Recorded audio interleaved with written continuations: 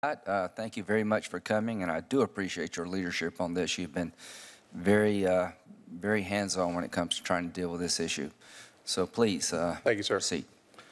Thank you, Mr. Chairman and Ranking Member. Thank you all for participating in the hearing today. I want to also thank Senator Grassley for agreeing to hold this hearing today. Very important issue, very timely response from you, Mr. Chairman, as well as Senator Grassley.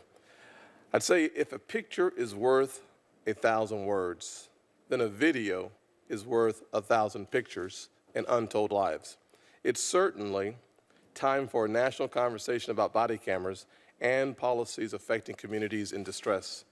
Whether we are talking about Ferguson, Baltimore, Ohio, New York City, Oklahoma, or my hometown, North Charleston, South Carolina, one thing is certain: long-term solutions are very important. They're critical. In addition to body cameras, I will continue to work on things like my opportunity agenda that I believe will breathe new hope, new opportunities into distressed communities. Things that have impacted my life, having grown up myself in a single-parent household in poverty in North Charleston. I will tell you that the foundation for changing some of the outcomes starts with education. Long-term education will provide a path, an avenue out.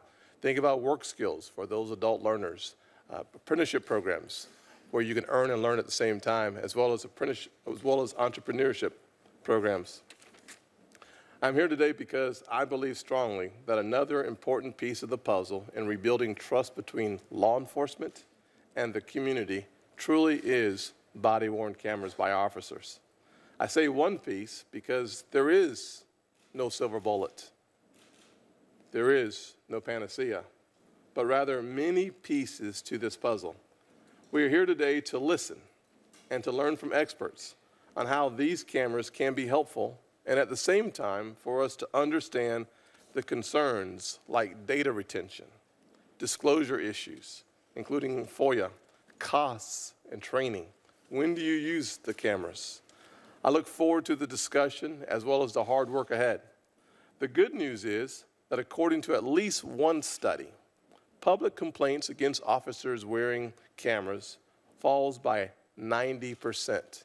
Use of force drops by as much as 60%.